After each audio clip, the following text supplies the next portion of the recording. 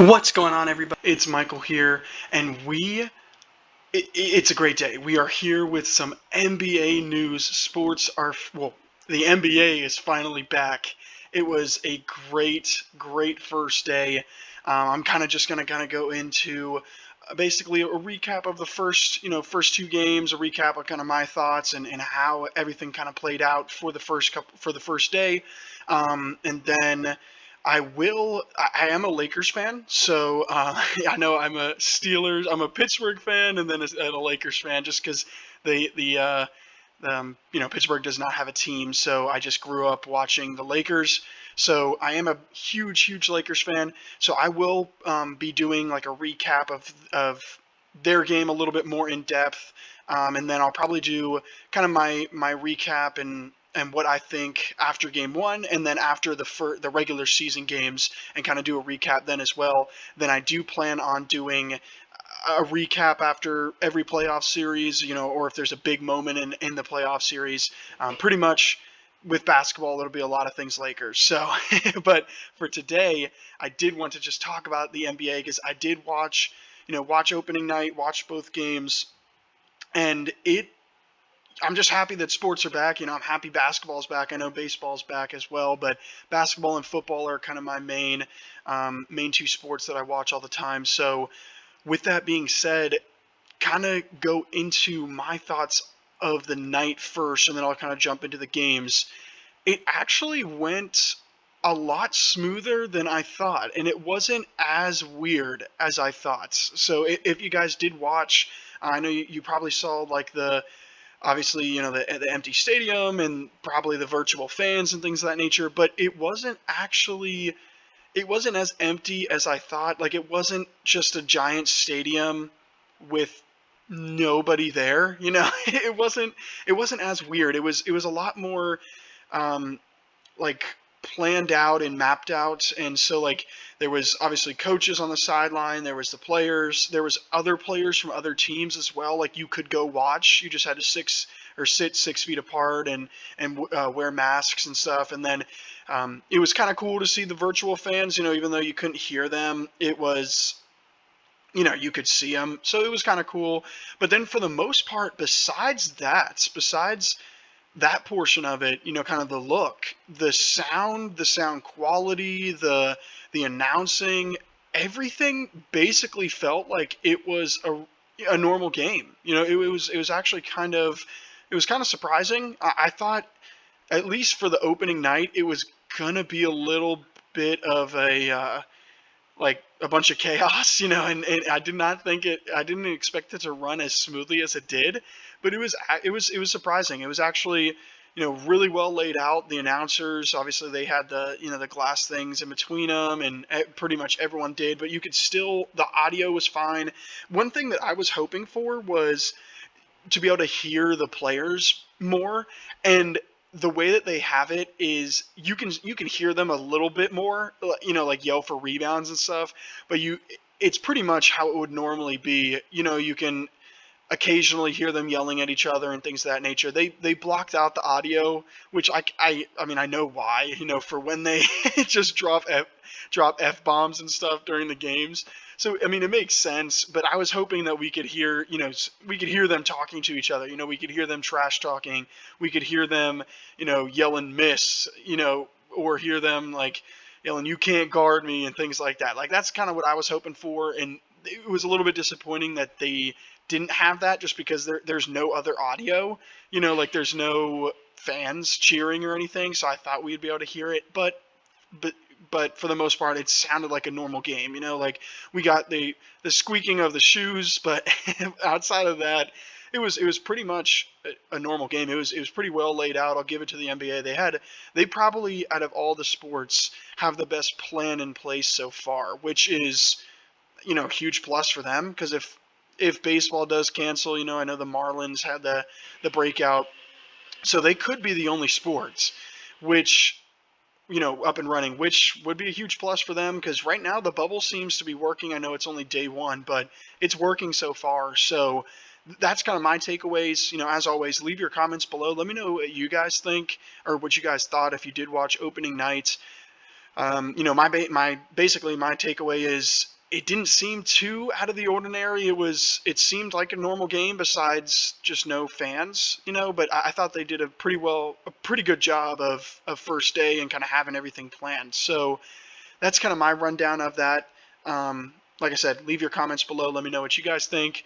And now to jump into the game. So I did watch both of them, and like I said, I'll probably only do Lakers recap. I probably won't do every team or my thoughts on every team, just because that would take a very, very long time. And honestly, to watch all of the games, like I already missed the Orlando and Nets game. I'm, uh, I guess news alert, or I don't even know. I'm at a loss for words, but like I'm recording this as the Memphis and Portland game. I mean, you guys can see it right up here is going on. So I missed the Orlando game just because some of the games are at weird times. So like for me to do a recap on every game is unrealistic. So I'll probably just stick to the Lakers for the most part, and just kind of give my opinion on things here and there. But to jump into the first game of the night, for the first game, like I said, ran really smooth in terms of the production. For the game itself, it was a pretty sloppy game. Now I know both these teams are kind of high paced, high turnover normally. The Jazz are a little bit more known for their defense, not this season as much, but this game, like, I don't know if it was rust or, they haven't played together for a while, or if this is just how the teams normally are. There was a lot of turnovers. It was a pretty sloppy game, whether that be, from decision making, from shot selection making, from coaches play calling. It was a sloppy game. It was definitely a sloppy game. But kind of outside of the turnovers and stuff, and the Jazz, for being the third seed in the West, in my opinion, they didn't look much better than the Pelicans, who are currently what, the ninth seed, the 10th seed. I cannot remember off the top of my head. But yeah, they're currently on the outside looking in, and the Jazz just did not look that much better. Like, I hate to say it, but they just didn't look that good. Like I said, I don't know if it's just because of rust. Maybe they blow the Pelicans out if this was, played on a normal time and they didn't have a 4-month break. But these teams looked kind of even. And in my opinion, the Pelicans looked actually better. Their combination of veterans and young guys seems to work really well. JJ Redick is huge on that team. Like, even if he's not scoring, his presence is pretty, like, you notice it. Like, he's drawing charges, he's taking it to the rack. He's kind of orchestrating their offense at times. So I mean, Drew Holiday is a lot as well. So just from watching the game, they didn't look like, like 6 steps down from the Jazz, kind of going off the rankings. They didn't look that far off from the Jazz. So that's my biggest takeaway from the game. Is just these teams looked even, and that would worry me if I'm a Jazz fan, just because if that's the case, you have almost no shot against the Rockets, against the Clippers, against the Lakers, because in my opinion, watching both these teams, like I said, I think the Pelicans and Jazz, they looked even, and they looked like they would both get swept, if not a gentleman's sweep, by the 3 teams I just named. So they just didn't look that good. This could be, this is why I call it sports hot takes. This could be a very hot take. I could be wrong once they kind of get playing together again and kind of get get the groove, or get back in a groove. I could be completely wrong, but this is just off just off opening night. That's kind of what I saw.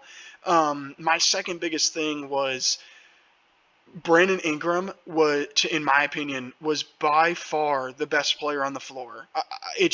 He was hands down the best player. I know he only, like, if you look at the box score, he only had 3 more points. They shot pretty similar, I guess you could say, with Donovan Mitchell. Actually, Donovan Mitchell they were both similar in shooting. It's just Brendan Ingram, the game, I know he missed a bunch of shots, but he looked in control throughout the entire game. He was the best player until about 5 minutes left in the game, and then Donovan Mitchell kind of went on a stretch there where he scored like I think it was like 6 straight points, and then it looked like it switched, but then Brandon Ingram was kind of under control again. He just looked really good. In my opinion, from start to finish, Brandon Ingram looked like the best player on the floor, and that's scary for the Jazz because their only real player, not real player, I hate to say that, but their best player by far is Donovan Mitchell, right? Then it's Rudy Gobert, and it's Ingles, and then there's a drop off, and then it's Conley. Their team is the Jazz aren't that good, in my opinion. They just don't have the players. I think if you look at the Pelicans, Brandon Ingram, Zion was on minutes restriction, and even on minutes restriction, he was getting buckets. Like, look at that. I mean, look at this shooting. 6 for 8, 13 points. He played, I know it was minus 16 because he had some turnovers and stuff, but he only played 15 minutes because of his minute restriction. To me, he looked like the second best player, but over Donovan Mitchell. I know it was off a very limited sample, so once again, this could be a hot take, but he looked better, if not equal, to Donovan Mitchell. Drew Holiday looked better, if not equal, to Donovan Mitchell. So, yeah, that's why I think the Pelicans are the better team, honestly. And that's kind of my thing. They have Zion, they have Brandon, they have Holiday, and Brandon Ingram from start to finish looked like the best player on the floor. And they have the talent, they have the young guys, they have the veterans. To me, a lot more than the Jazz. The Jazz won, but I came out of this. Pelicans are the better team. They just need to cut down on some turnovers and play, I think, Alonzo Ball a little bit less. Like, look at this shoot. Like, he's just not very good. I don't know if it was just his first night. He did have 7 assists, but he just kind of looked like the odd man out at times. And yeah, that's kind of my takeaway with Drew Holiday having the ball. Lonzo just seemed out of touch because he can't spot up and shoot. So yeah, that was kind of my takeaway, is just the Pelicans, they looked like the better team even though they lost. And I'm not too scared of the Jazz, being a Lakers fan, or if I was a Clippers or Rockets fan, I honestly wouldn't be too scared of either of these teams. So I know I went pretty in depth into that, but it's opening game, opening night. That was the opening game. I felt like I should give them some overview. So now on to my favorite game, obviously, because I am a Lakers fan. This game, another very, very sloppy game. It was not the best game. Both of these are, I guess you could say, that's low scoring. I feel like in the regular season we were getting 110, 120s, like this game, Orlando and Brooklyn, or yeah, basically all these games up here. So these first games were pretty low scoring for nowadays NBA standards, and it's because, same thing. If you watched the Lakers in the first half, it looked like it was going to be a blowout. It looked like the Lakers were going to run away with it. And then in kind of the late half of the second quarter, the third quarter, I mean, they just could not hold on to the ball. It was turnover, bad shots. It was not good by really both sides.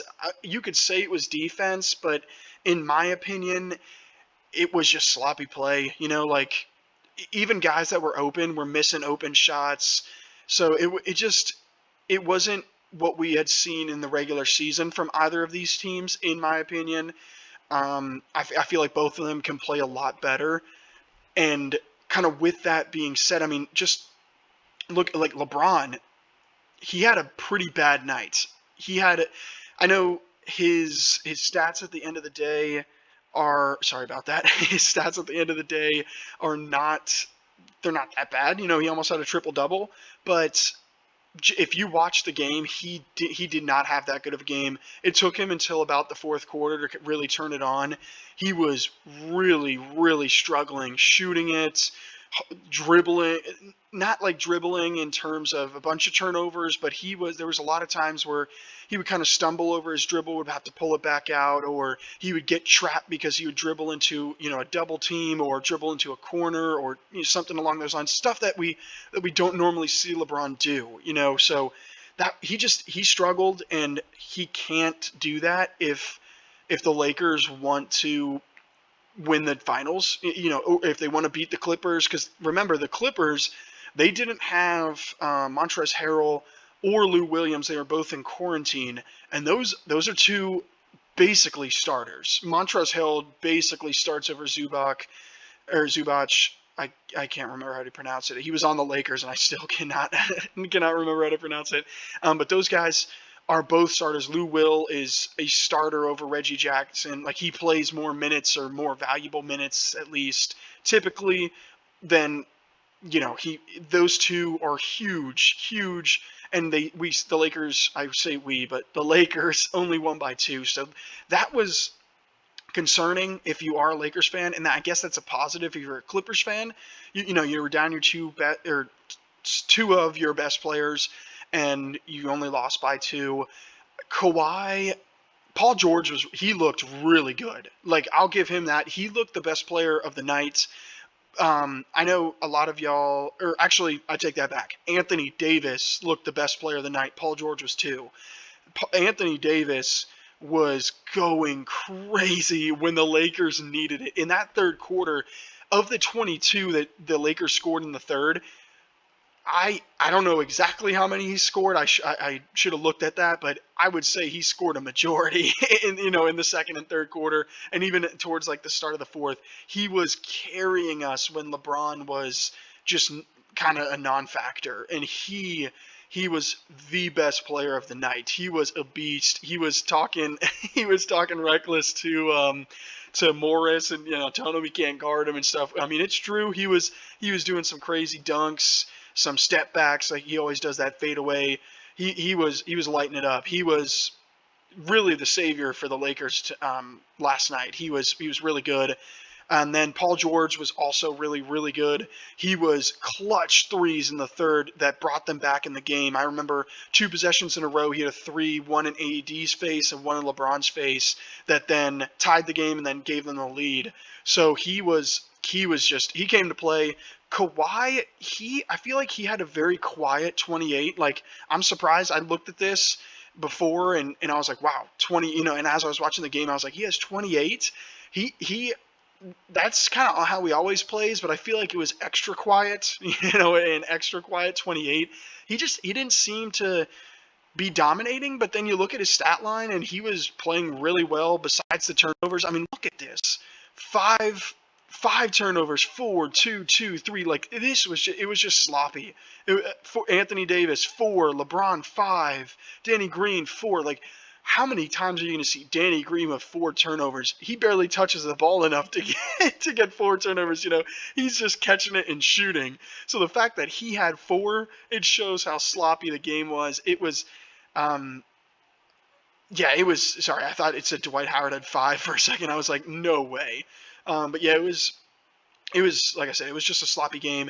But kind of going back to Kawhi, he played well. He was really quiet. In my opinion, Paul George outplayed him. And then I guess my biggest, kind of now focusing onto the Lakers, to all the Lakers fans especially, and to anyone too interested in the Lakers, my biggest takeaway from that game is, first, LeBron has to play better. I know he will, so I'm not too worried about that, but he has to. Otherwise, I'd be really concerned. Second, Anthony Davis is a beast, but we all knew that. But he's really, really good. He's going to be the best player on the floor, and he's our second best player for basically for every time that we play a team, except for the Clippers and the Bucks. He's probably better than James Harden. I may get a lot of hate for that, but I think he's better than James Harden. So yeah, he was really good.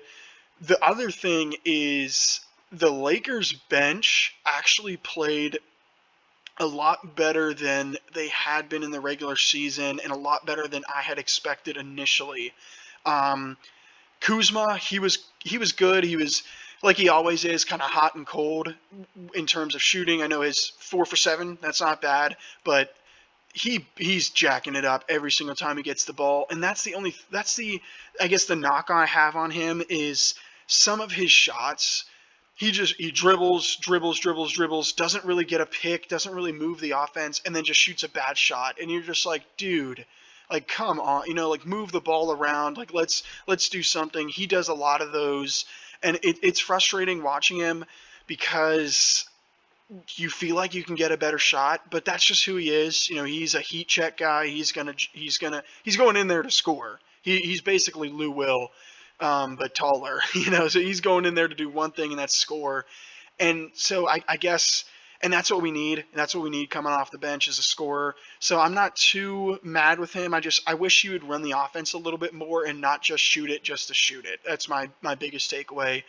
The other takeaway I have is KCP. He does not need to be playing 29 minutes.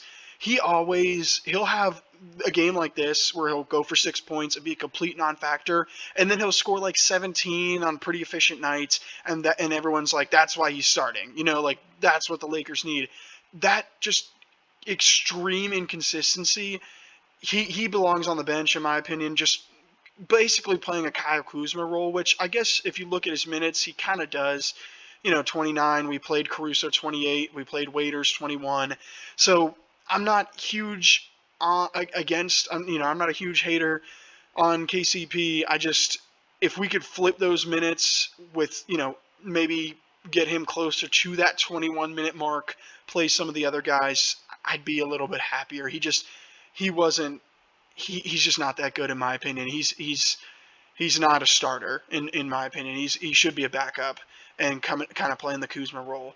My other biggest takeaway is Dion Waiters. Now, I know I was watching the game with my friends, and I when the Cavaliers drafted Dion Waiters, I was I don't know why, I've just always cheered for him. I've always kind of just watched him, like enjoyed watching him play ever since Syracuse.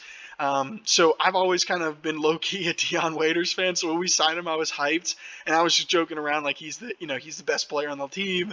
But he ran the offense the second best on the team. Like, not gonna, like, no cap there. Not gonna lie to you guys. In my opinion, he led the offense almost as good as LeBron. I hate to say it because LeBron had more assists and he had the ball a lot more, frankly. But LeBron, like I said, just had a bunch of turnovers, had a bunch of just like question mark kind of plays. Dion Waiters was doing a really, really good job. He had a very bad night shooting, 1 for 6, but that's kind of the player that he is, similar to Kyle Kuzma and KCP, just inconsistent. But, I mean, look at this. Look at his plus minus, plus 17. I know that's not the biggest factor, but if you watched the game, you were confident when he was dribbling the ball just because the ball wasn't sticking in his hands. He was kicking it. He was making a decision in either driving and kicking it or driving and going to the rim. He was orchestrating the offense the second best on the only person I would say better was LeBron James. But even then, like I said, I don't think LeBron played too well. So Dion Waiters was a huge, huge plus in my opinion, a huge signing because we needed a guy like that. Caruso, he was kind of our backup that was supposed to run the offense, and he does it pretty well, but Dion Waiters did it better. In my opinion, Dion Waiters did it a lot better. Caruso is good, but he's definitely, a role player. So I'm really happy about the Dion Waiters signing. I think he played really well in his first game. J.R. Smith, first game as a Laker, he only played 8 minutes. I'm fine with that. Kind of keep him on the low minutes. He, out of Waiters, Caruso, and KCP, he's the worst one of those. So I'm fine. But I would want to see Waiters and KCP switch minutes, basically. Because like I said, KCP he's not leading the offense. He's just catching and shooting or, one dribble in his little mid-range pull-up that he likes to do. Dion was running the offense. He was moving the ball. He was swinging it. It was not sticking to his hands, which is not normally Dion Waiters. Normally he is a Kyle Kuzma type, but it was good to see. It was interesting to see. So that was kind of my biggest takeaway was the bench play. They played pretty well, especially if you're going to beat the Clippers. The Clippers have probably, with the Bucks, probably the best bench, in the league. So the fact that our bench did come to play and played pretty well, hopefully they can keep that up, because you're going to need that. You're going to need that in the Western Conference Finals if that's what it ends up being, against the Clippers. You're going to need that in the finals if that's what it ends up being against the Bucks, because both those teams have the star power and they have the depth. So that was my biggest takeaway, is our bench played pretty well. I mean, even Morris, like, I know Marcus Morris isn't the best player, but he only played 3 minutes because Kuzma, Dwight, Waiters and Caruso were playing pretty well. So yeah, if I'm a Lakers, or I am a Lakers fan, but if you are a Lakers fan, I would be. I I came away kind of having a positive attitude towards our bench. I thought they played pretty well. Um, my biggest takeaway, like I said, is LeBron's just got to play better. That's honestly how it comes down to. He's going to run our team. But besides that, those are kind of my biggest points. As always, let me know what you guys think. Let me know what you think of the bench. Let me know what you think of Dion Waiters, of LeBron's performance. I'd love to hear what you guys think, thought, about the Lakers specifically, about the game specifically. Whether that be the Clippers, Jazz, or Pelicans. But that's kind of how I saw the first night. That's kind of my Lakers recap right there. I'm hoping, the Lakers can stay the 1 seed, because I mean, it doesn't really matter too much, but I would like to get the Pelicans or the Grizzlies, I believe, in the first round. I think that'll be kind of, I hate to say it, but another warm up to kind of get the chemistry up, get things rolling. So yeah, I would want the Lakers to stay one of the top seeds just for that reason. But yeah, all in all, it was a great first night. I'm so glad the NBA is back. I think the Lakers are going to do some damage, if not win the finals. Obviously, as biased, I think the Lakers will. But it was a great night of basketball. As always, make sure you guys like the video. Make sure you guys subscribe. Like I said, leave your comments below. Let me know what you guys thought of the night. But thank you guys so much for watching, and I'll see you guys next time.